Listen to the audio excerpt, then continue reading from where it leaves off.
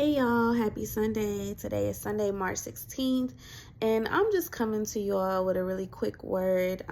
It's kind of piggybacking off my last episode about that's not your crowd and that's okay. God is going to send your tribe. So this honestly stems just from some personal things that is happening in my life, but also the sermon that my pastor, she wasn't in today, so her brother came and preached for her, and he confirmed things that I've already been talking about with God, but he confirmed more things as well. And so let me just tell you this. For me, I don't live with a poverty mindset, right? I do know and understand that God is the source, and anybody or anything he brings, a job, any type of income, a person, those are resources that he sends, but I always look to God to be my main source. So I don't come from a poverty mindset. I come from God is going to provide everything. I come from I am rich. I come from I am wealthy. I am building generational wealth. The situation where I'm in right now may not look like it, but it is something that I truly believe in my life, and it is something that I even teach my 6-year-old. So, he knows we're rich, we're this and we're that. And so that is a generational curse that God has broken off of me.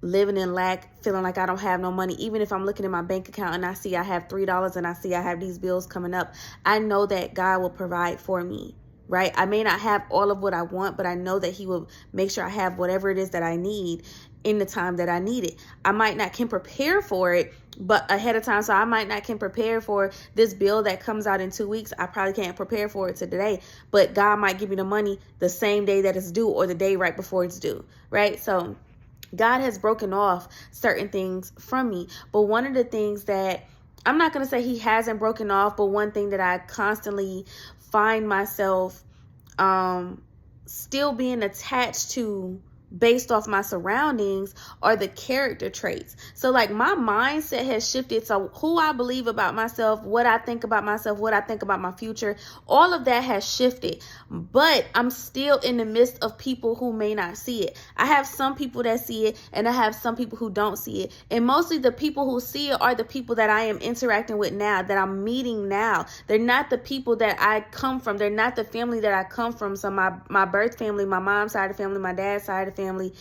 it's not coming from them. It's coming from my best friends that I'm meeting, people that God is introducing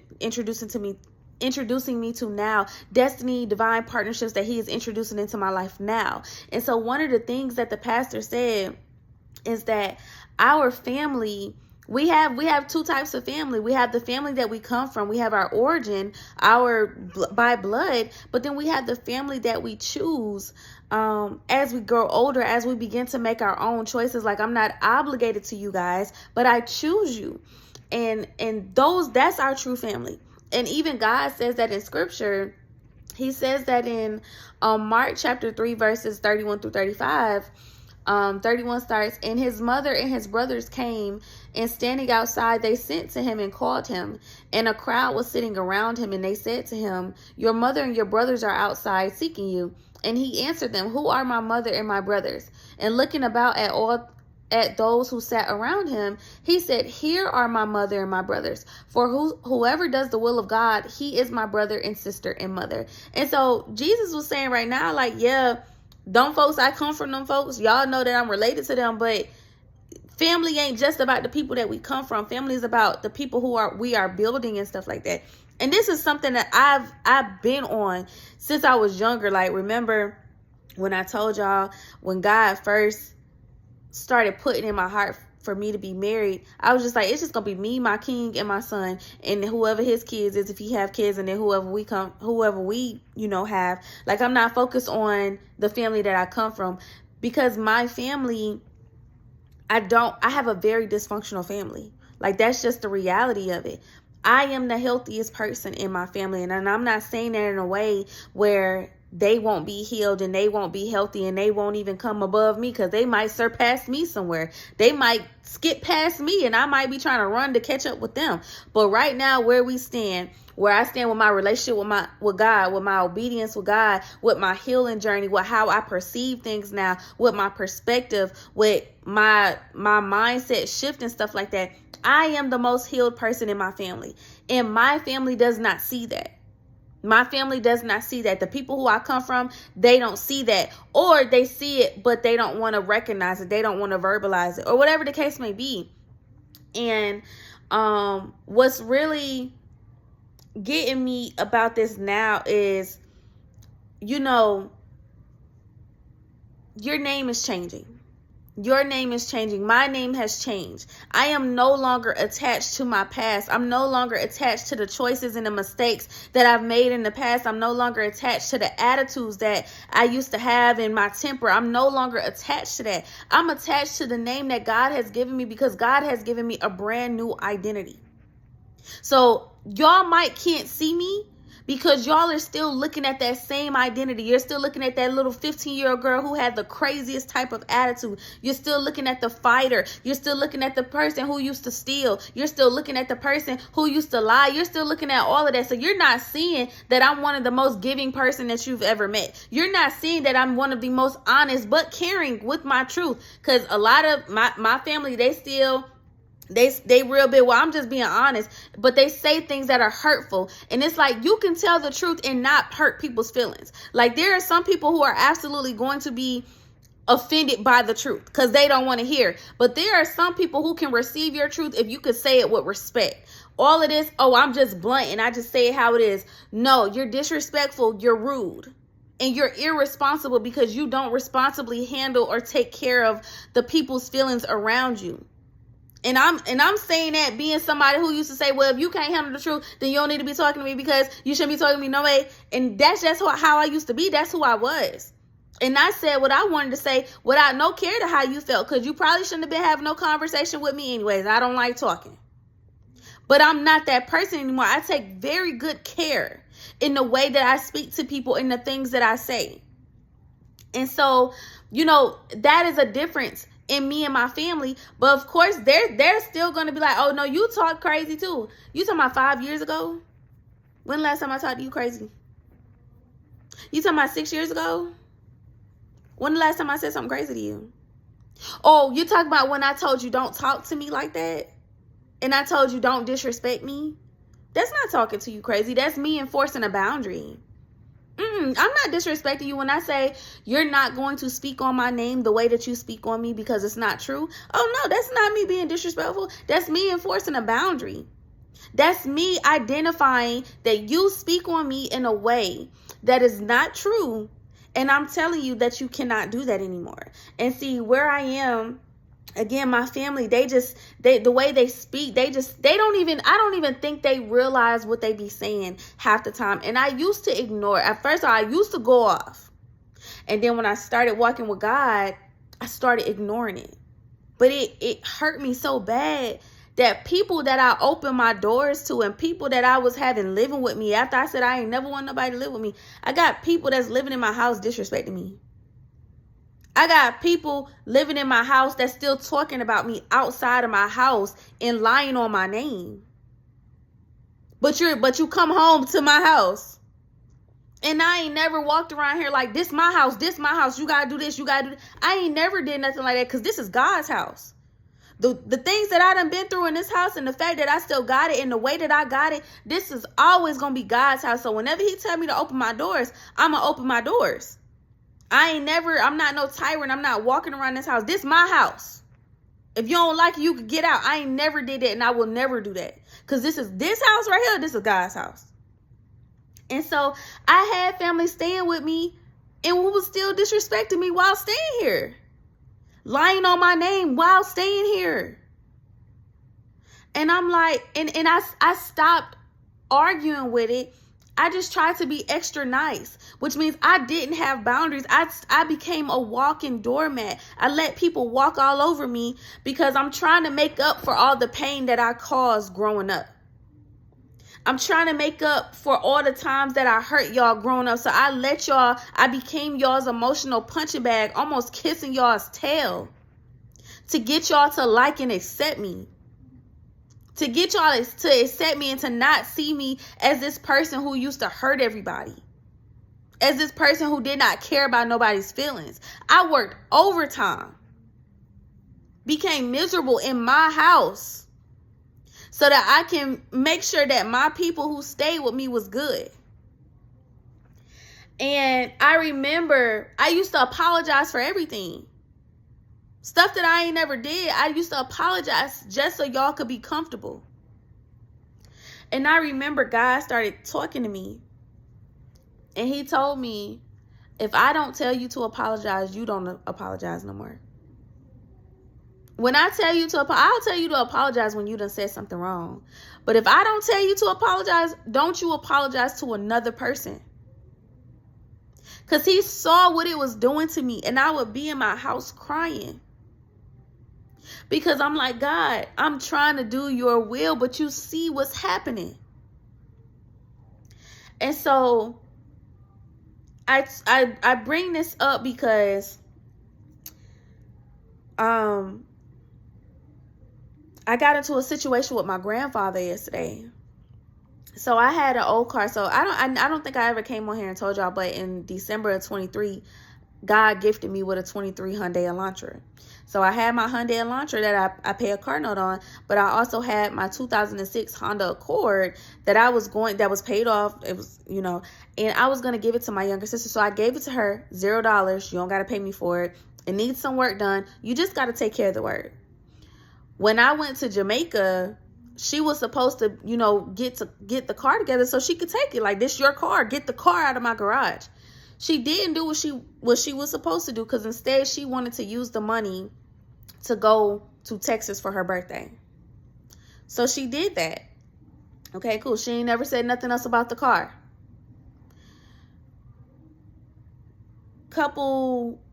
Late last year, I started trying to fix the car up.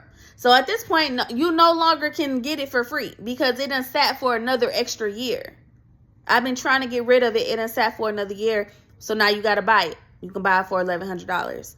Or if I have to do the work for it, you got to buy it for $2,700 to reimburse me for any work that got to be done. Nobody said anything about it. My grandfather came forth and said he was going to buy the car for my mama. He said he was going to buy it for my mama. I told him it's $1,100. He tried to argue with me for the price. I'm like, listen, it's $1,100. It is what it is. So he never said nothing else about it. Never said nothing else about it. So then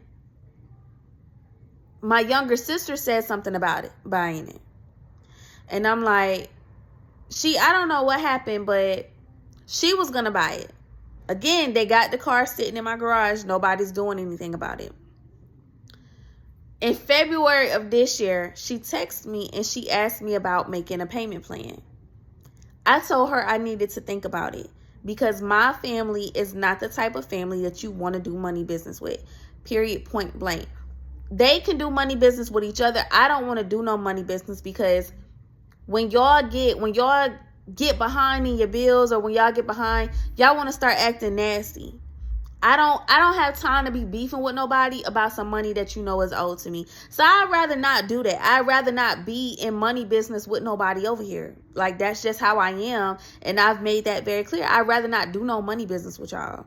It is what it is. And I mean, that's the sad reality. Like, a lot of times we cannot do business with our close friends or our family because they get to acting stank. And you acting stank with me by $50, you really willing to mess up a relationship for $50?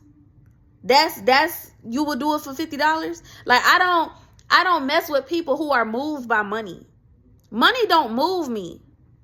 You can't pay me $5 billion to sacrifice nothing. Money don't move me. And so I wish to be around people who are not moved by money. Because if money could make you snake me out, any dollar sign can make you snake me out. I promise you, you're not the type of person that I want to be around. Because money do not move me. I don't care. I don't care about my peace. About my peace, I'll keep $0. If I got to have $1 million and that $1 million bring me hell, baby, give me my $0 and I'll keep my $0. So I made it clear, like, yeah, I told her I'll think about it. So a couple days later, and I was praying about it and stuff like that. But ultimately, I was really just stuck on the fact, like, girl, you want me to do a payment plan with you, but last year I gave you the car for free and you didn't do what you were supposed to do with it. Like, I can't really give you the sympathy that you need or that you need right now, because you had that $0 down and all you had to do was take care of business, and you didn't. And so, mind y'all, this is the same younger sister that stayed with me. So, I ended up calling her and saying, hey, you know, how much money do you have saved? And she said, oh, no, I'm not going to worry about it. I'm going to look elsewhere. This was her having an attitude about it. But that's fine. I said, are you sure? Because I got somebody who want to buy the car. Now, at that time, I thought it was a guy that I had just went on a date with. I told him that I had a car, and he said he worked on cars. So he was like, I wish I would have known that because I might buy it. So she was like, yeah, you could sell it. I'm going to go look somewhere else. So I had talked to him about it, and he wasn't in a position to buy it at the time. So that's okay, cool. A week later, I got real serious about trying to get rid of it. I don't know why, y'all, but I got real serious about getting that car out of my garage because I don't like no packed garage. And I'm going to be real, that second car spot is for my husband. So I need to move that other car out the way so my husband have a spot to park at when he get here. Whatever the case may be, that's my thinking. Like, I don't want no extra stuff. I'm in my season of getting rid of the old so I can bring in the new. I don't need no car that I'm not driving no more. So I went to sleep. I remember I went to sleep one night and I was like, I don't know if I should pay my sister boyfriend to see if he can come over and fix the battery and change the tire, or if I should put AAA on the car and just have AAA come do it. I went to bed thinking about that, and I said I was going to wake up and look into that and figure out which was best. The next day I get a call from my spiritual mom, and she's giving me her car testimony about how she just got blessed with a new car, and then ended up saying her daughter needs a car. Her daughter needed a car. So y'all, from February 17th to, I don't know what day it was, but that car got sold in 2 weeks. They did what they needed to do to get that car. They wanted the car. They got the car. I got the car out of my garage. That car is gone in a matter of 2 weeks. I don't know what made me get so serious about it getting fixed at that time, but I went to sleep with it, and I woke up the next day, the deal was on. So I hadn't told nobody in my family this because the person who was going to get the car, she already said she ain't want it. So, you know, it was her at the end of the day. And so my granddad ended up saying to me yesterday he was going to give me $1,100 for the car. I said, I done sold it. He went off. He went off and then was like, you just greedy. You just wanted the money. You just greedy. How I'm greedy and I gave the car to her for free? How I'm greedy in when my mom wasn't really being how you wanted her to be towards you. You felt like she was being mean towards you. I was finna let you move into my house, and everybody around me know, I've been said after my mama done moved out, ain't no other adult staying in this house other than my husband. I would not live with another adult. But when the stuff was going on with you last year, I was preparing to move you into this house. But I'm greedy.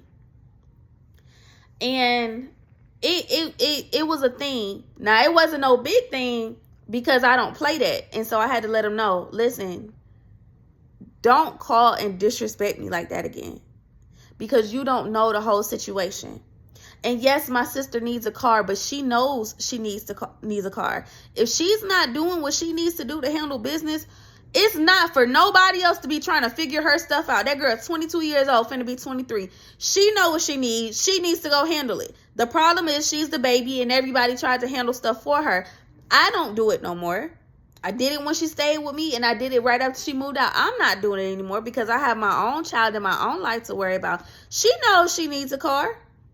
If she's not doing what she's supposed to be doing to get it, though, like, who can make her do it? No. So, again, and I had to tell him, you don't know everything that's going on. You don't know everything, so you can't speak on this, and you shouldn't speak on this. You got to let her handle that. And so I bring all this up because I mentioned it to my best friend today when she came to church with me. And I didn't say nothing else about it, y'all, because honestly, with how my family is, I just ignore them when they act like that. So I don't even say nothing. I don't even speak on how they act no more, because That's just how they are. And it's an unfortunate thing, but that's just truly how they are. And I would just prefer to be separate from them. So my friend, she ended up sending me this text message. And I'm going to say God used her because she knew. She said to me, I just want to say, it was randomly. She said, you feeling okay, girl? I just want to say you have a good heart and pure intentions. Just remember, when others are in their season of darkness, despair, lack of true self-worth, and vision for themselves, they don't see what others are doing in any other way other than negatively, and that is not the case here with you. You're moving with intention and walking in God's purpose for you, no matter what anyone else believes or says. I love you. And I said, what made you send this to me? And she said, it was just on my heart heavy to relay this. You've done a lot for your family, and it's out of the kindness you have in your heart. I strongly dislike when someone attacks someone's character because of their own selfish emotions and actions. It takes a lot of hard work to get where you are. And a couple hours later, I cried. And when she said that, like, it still didn't resonate that something was going to happen or whatever. But God knew. And so a couple hours later, that was at 12:31. At I can't see what time it was on her. A little after 3, I started crying. And I cried for a while. And because, like I said in that last video, y'all, sometimes it hurts when the people that you meet today see more about you than the people that you knew yesterday. Like when your family can't, the people that you come from, they're your blood. It hurts when they can't see you. It hurts when they see you in such a disingenuous and negative light. No matter who you, like I said, when my grandfather first moved here, I'm running back and forth 40 minutes one way to take him to the store. I'm calling doctor's offices for him. I'm calling his car companies to get him a car. Like, I'm handling all his stuff because my mom is a teacher, so I'm handling all his stuff. No, you don't gotta do nothing. You want me to come over there and take you to the store? I got you. You coming over here and I'm cooking and cleaning for you and stuff like that. Like, you've been taken care of. And so for you in that moment to see me as a greedy person, when I've never shown you that I'm greedy. Never shown you that I'm greedy. And it hurt. And I guess it hurt me a little bit more than I thought it would. And God knew it because he had my best friend send me that text message. But listen, when God changes your name, when God changes your status, when he gives you a new name, when he gives you a new identity, he is detaching you from the identity you once had. He is detaching you from everything of your past. And it is your responsibility to protect that. It is your responsibility to believe it. Believe it. If God says you are a generous person, but you come from a background of robbing and stealing and all this and that, but he tells you you're a generous person, it is on you to believe that and to walk in that. Do not believe what people say, because guess what? The person who you stole from, they're going to say you steal. The people who witnessed you steal, they're going to say you steal. But if God says that you were generous and God sees you sowing into other people and God sees you giving to people more than you receive, it is your responsibility to believe in that.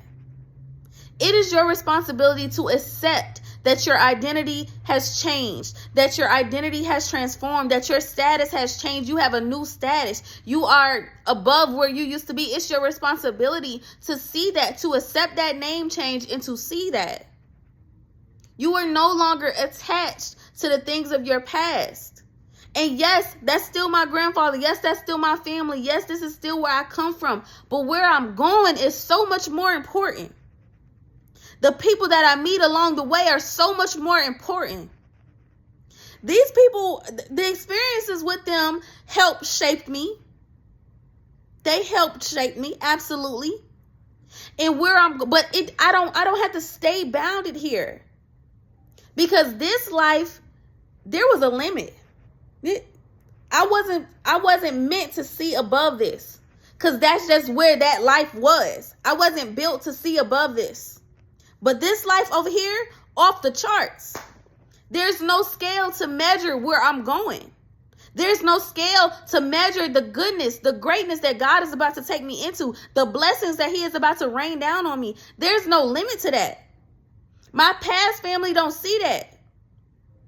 If I told my family my dreams, if I told them that I was starting a life coaching business, or if I told them that I was going to be a billionaire, they would laugh. Girl, what are you talking about?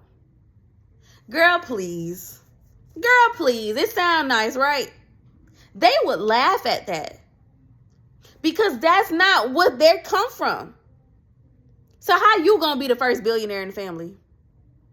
If we over here and we ain't got billions, we ain't even 100,000aires, how you feel like you gonna be the first billionaire in the family? Because my identity says so. Because the identity that God gave me says so. Because the name he gave me says so. Because the business ideas he gave me that I pray about now, the seeds that he have planted within me, they say so. Because the people he got waiting on me on the other side of this, they say so. I can't be focused on what y'all said. I'm only focused on the identity that God gave me. I can't be focused on what y'all know me as or what y'all want to say me as. Because at the end of the day, half the time, you showing your family something different and they still choose to see you the way that they want to see you. You can be, like I said, my family was staying in my house. I'm trying to have family nights with them. Y'all, let's have a family day together. I'm making sure I say I love you before we go to bed and stuff like that. And they still saw me in a bad light. They still saw me as this bad person. You have nowhere else to go, and you still see me as this bad person. Matter of fact, you have other places to go, but you choose to be here. You choose to be here. I ain't forced nobody to stay with me. You chose to be here, but you still see me in this negative light. And y'all, it pisses me off so bad because I do too much for my family. I do way too much. I go through my own stuff and I still jump at their beck and call when they need me. And this ain't a thing to bash my family or nothing like that. But this is a thing that no matter what you do for the people around you, no matter what you show them, they're going to continue to see you the way that they want to see you. Not the way that you showing up. Not the way you used to be. They're going to see you however they want to see you. So you could be a bad person, but they see you as a good person. And we talking about the people in the family who got molesters and rapists and stuff like that in the family. But you got the family member saying, oh, no, that's a good person. They did that a long time ago. Listen. You got the bad people who people choose to see as good, and then you got the good people who people choose to see as bad. People going to see you in the way that they want to see you. It is your responsibility to ask God to show you who you are, to give you your new identity, to give you the heart to receive your new identity, to accept your new status and move from there and walk in that. Whatever God says about you is what it is, because that's the only thing that's true. Y'all know our judgment is clouded. Our judgment is not there. So who are we? And again, it goes back to that video where I talked about let God gift you the desires of the heart, the one that I had the black shirt. We as people, we have these standards. And we think things look perfect off of these standards, but God's standards are so different. Go with what he says is perfect. So if he's giving you a new identity and he says you are perfect, you are to believe that and you are to go off of that. You are not to stay stuck with your family tree. These people are related to you, but that don't mean that you relate to them. That was a word from God, y'all. They are related to you, but it does not mean that you relate to them. That is not your tribe. That's not your people. Move forward. They always going to be your family, but it's on you to create your new family where God is taking you. Your kingdom family. Your family, your $1 million business family. It's on you to focus on that, to try to get that. It's not on you to stay stuck where this family wants to keep you. Because they want to keep you bound because they not up there.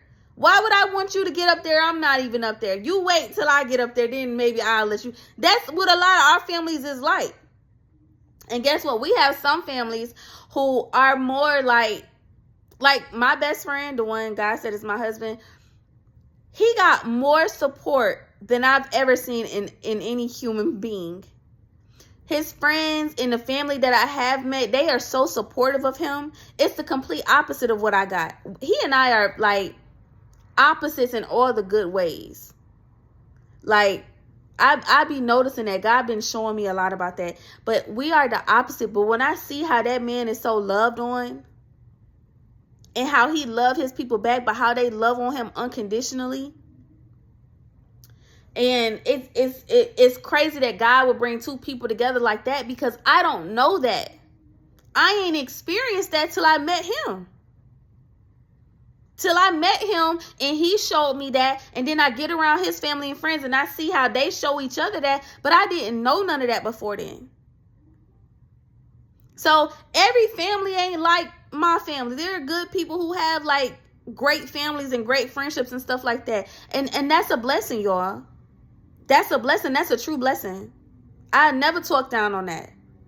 Thank God that you have that. Because that is truly a blessing for you to have that. But know that everybody don't have that. And for the people who don't have that, it hurts. Yes. It sucks. Yes. But can you get over it? Yes. Can you move forward? Yes. Can you build your own kingdom family? Yes. Can you have your own wealth? Yes. Can you be responsible for breaking generational curses and building generational wealth in your bloodline? Absolutely. But you have to see the identity that God has given you. You can't break nothing if you still seeing yourself the way that everybody else see you.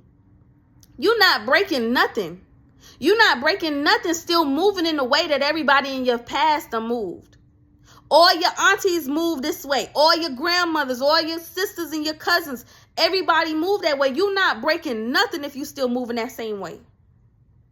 But when you see yourself as God sees you and you start moving different, you breaking it off. You breaking it off and then you building something. You building a new foundation. The new foundation starts with you.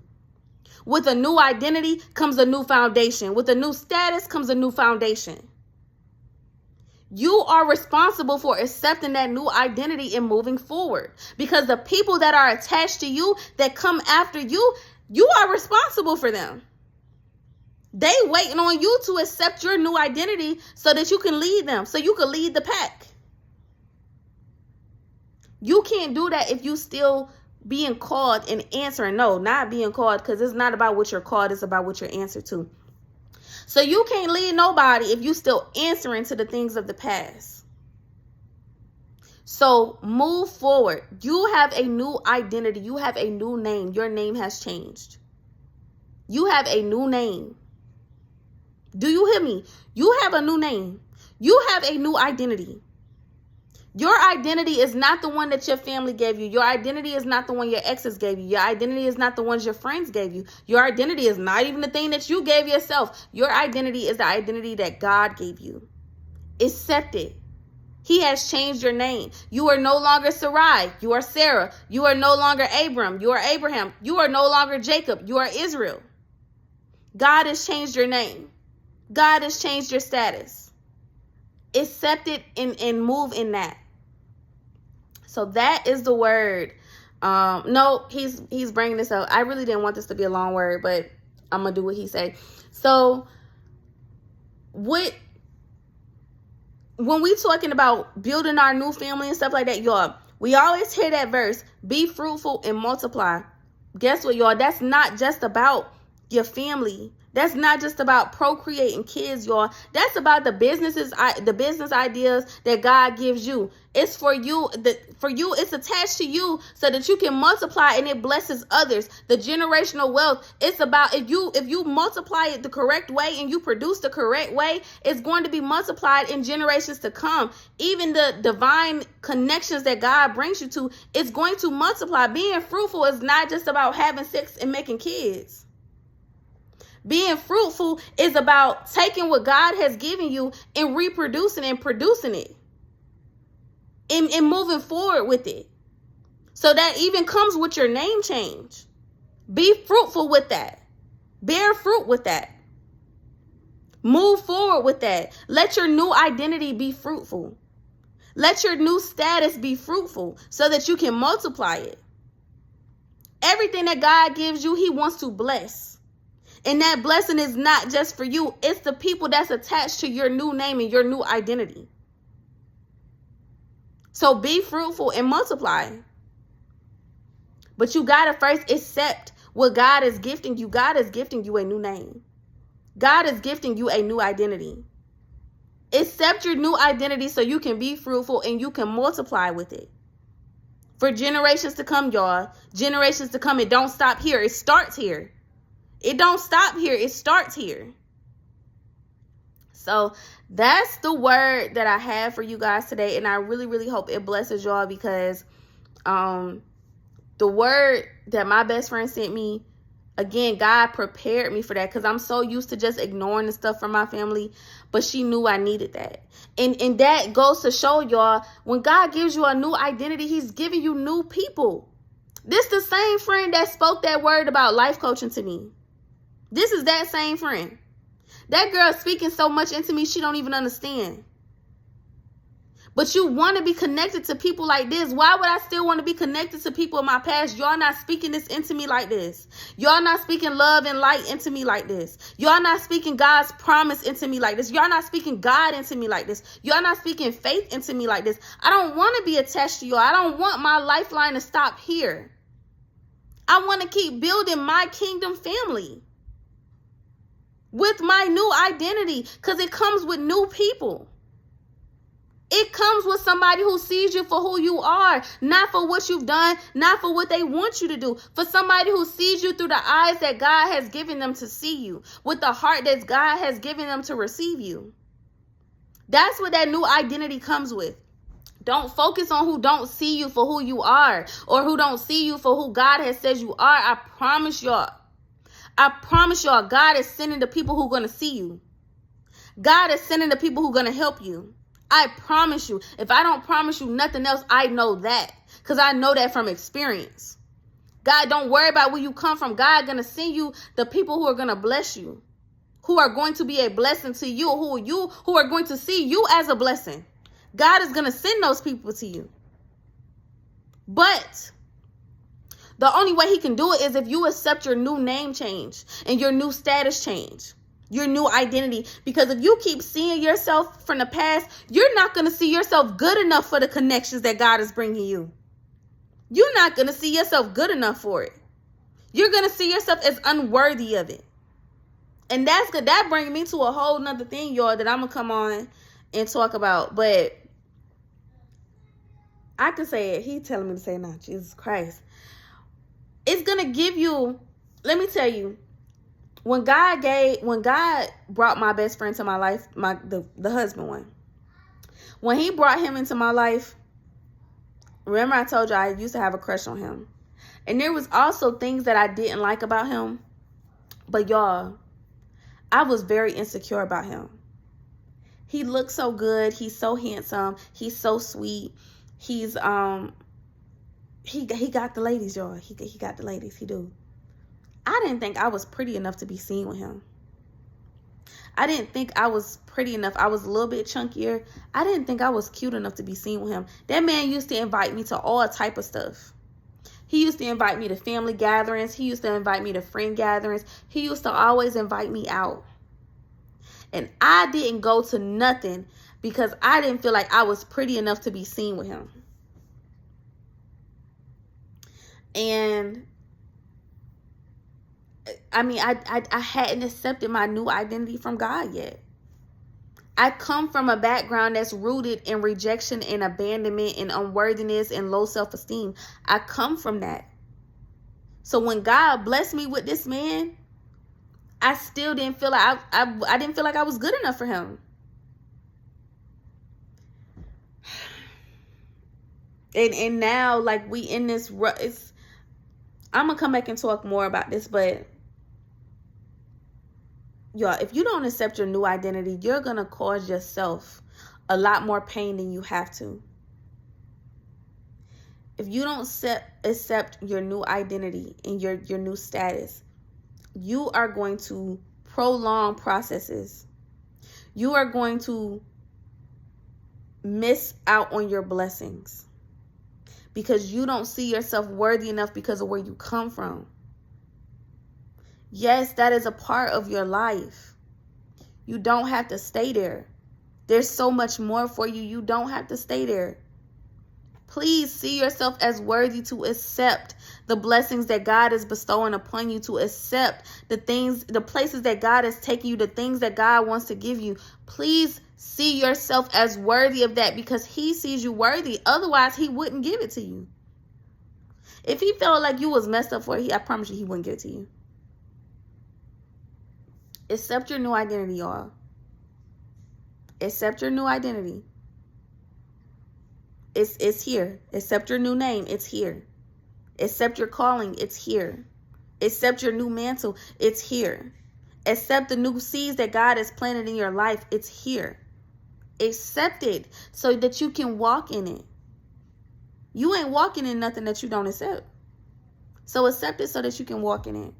So y'all, I'm gonna go ahead and cut it here because he's gonna keep me talking. So you guys, I hope y'all have a blessed Sunday, and I really hope this speaks to whoever it's for, because there's so many of us just walking in stuff that we don't even have to be attached to anymore. Let it go so you can get your new. Love y'all. Have a blessed Sunday.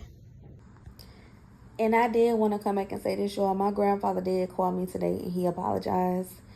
And that just goes to show, in your frustration, in your frustrating moments, God sees, and when God knows your heart, God will even make your enemies bow down to you. And not saying that my grandfather is the enemy of mine, because he's not. But I'm just saying, like, the same people who talk down to you and the same people who look at you in some type of way, God will have them to call back to you. God will have them to come back to you in any type of way. It could be just to apologize. It could be to come back and bless you with something. It could be to come back and give you an opportunity. It could be to come back and, you know what I'm saying? It could be anything. God will have them say people that spoke on your name or spoke on your new name.